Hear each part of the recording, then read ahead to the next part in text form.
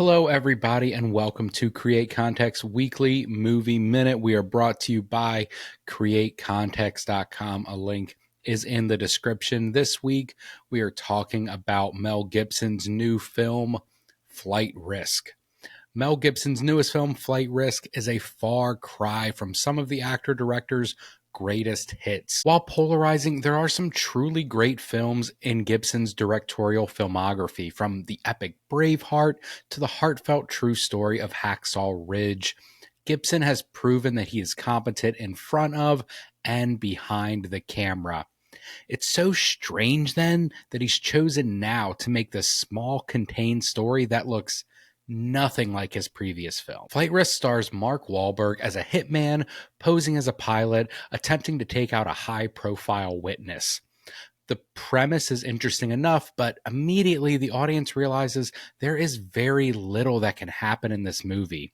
There are only 3 actors, and the majority of the film's runtime takes place in a small Cessna airplane.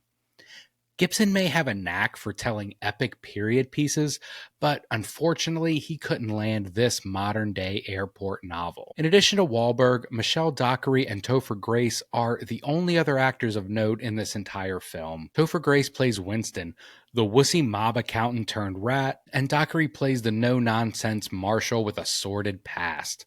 It's all painfully standard thriller movie fodder, and every character feels like they were just cut and pasted from a CBS crime show. The only exception is Wahlberg as the hitman, who switches from slightly unsettling to cartoon levels of villainy quicker than a descending airplane. Despite his outlandish, psychotic character, he does seem to be the only one having fun in this film. Wahlberg is absolutely chewing the scenery every chance he gets, and the film actually suffers every time he's detained or knocked unconscious, which happens a lot in the film. Without Wahlberg's nutso performance, we're just left with 2 pretty annoying characters talking to poorly ADR'd voices. Flight Risk starts with a pretty solid premise, and the script honestly reads pretty well. It's easy to see how this would work as a cheap paperback novel or even a scripted podcast, but the visuals and performances on screen sadly can't bring this solid idea to life. The film is only 91 minutes long, but it quickly runs out of runway. It takes about 5 minutes before the 3 leads make it to the plane, and they stay there for the rest of the movie. By the time the first act ends, there really isn't much left for the actors to do. Wahlberg's character has already been revealed, and there is only so much action that can be packed into this small plane. That's when the film reverts to a sort of phone booth type movie, where we learn most of our exposition through phone calls between the U.S. Marshal and her team on the ground. It is a solid idea, but the execution is so poor and littered with technical problems. Voice acting is a tough discipline, and Flight Risk totally botches the execution. All of the phone calls made between Dockery and her team on the ground sound like they were filmed for different movies. None of the voice actors match the tempo of the one visible character, and it sounds as if they are reading lines in a booth with no direction at all. The result is these long conversations that feel both unearned and uninteresting. There are a few visual effects throughout the film, and those for the most part do work. The end of the third act specifically ends with a pretty harrowing plane landing, but that stunt comes too little too late. It's the only visually interesting part of the film, and it's over just as soon as it begins. Instead, the movie relies on this crime boss and U.S. Marshal narrative, focusing on characters we never see.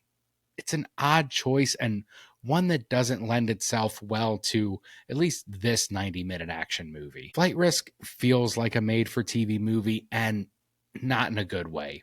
Some films like September 5 can pull off this dialogue-heavy narrative and still feel exciting. In September 5, we see almost none of the action, but the film stays interesting because the actors are relaying the action to us. Flight Risk is almost the opposite of that film. We see all of the action, but none of it is exciting because 2/3 of the actors have no idea what kind of movie they're in. All 3 of these leads are talented actors, but their direction for this film feels so out of place. Topher Grace is basically just the most annoying guy on the planet, and Michelle Dockery is a boring replica of any CBS crime show. You could tell me she was any character from NCIS, CSI, Law and Order, Criminal Minds, and I would have believed you. All hope isn't lost for Flight Risk, as there are some memorable moments in the film. Apart from feeling like a made-for-TV movie, it also falls right into that dad category of flicks. It has Mark Wahlberg, planes, and an attractive but not distractingly so female lead. It's just all the hallmarks of a perfect dad movie. Wahlberg's nutty performance, accent, and creepy vibe are clearly the only things that got this movie sold. Without him, the movie doesn't have any saving grace, and even Marky Mark isn't enough to keep this plane in the air.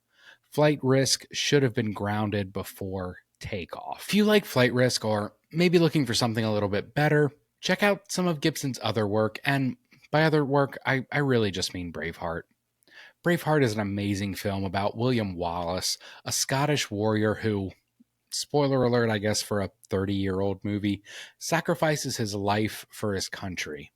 It's a great film, but I think it also gives audiences an idea of Gibson as a person.